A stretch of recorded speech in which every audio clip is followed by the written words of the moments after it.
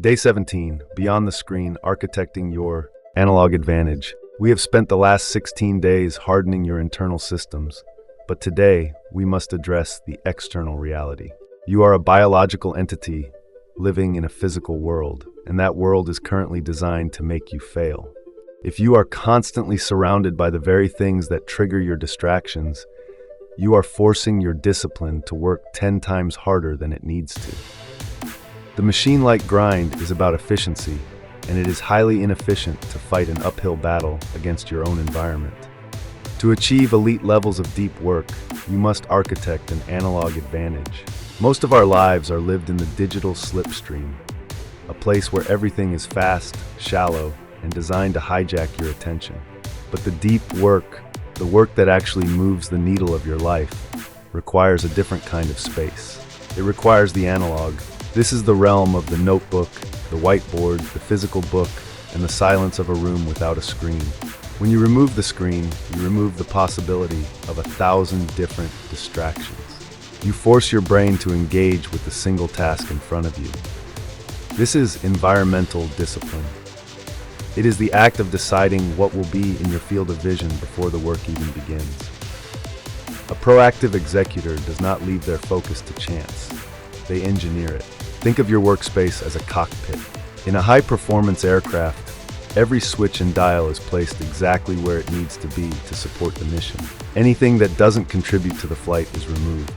Your desk, your room, and your home should be designed with the same mechanical intentionality.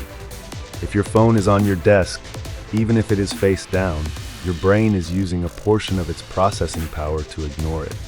That is a leak in your system. By moving the phone to another room, you plug the leak.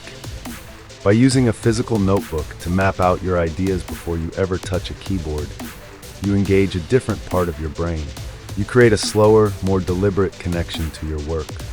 This is the resilience and momentum style applied to your physical reality. You are creating a sanctuary for your focus. We call this architecting the analog advantage because in a world that is 99% digital, the person who can operate effectively in the analog world is a titan. You will find that your best insights, your most creative solutions, and your hardest-hitting strategies come when you are disconnected from the grid. The grid provides information, but the analog provides wisdom. To master the grind, you must learn to toggle between these two states with precision. Use the digital for execution and communication, but use the analog for architecture and depth. This requires a total shift in how you view your tools. Your laptop is a tool, not a lifestyle. Your phone is a tool, not a limb. When the tool is no longer serving the mission of the deep work, it must be put away. Discipline is knowing when to shut the screen. It is the ability to sit with a pen and a piece of paper until the problem is solved. Most people will quit after 10 minutes because they can't handle the lack of instant feedback. They are addicted to the ping. But the machine does not need feedback to function. It functions because it has been programmed to. You are programming yourself for depth. As you move through day 17, I want you to look at your environment with the cold eyes of an auditor. What is here that doesn't need to be? What is missing that would support your focus? Maybe it's a better chair, a clearer desk, or a dedicated deep work zone where no digital devices are allowed. Whatever it is, build it. Architect the space that demands your best self. Do not wait for the feeling of being organized to start.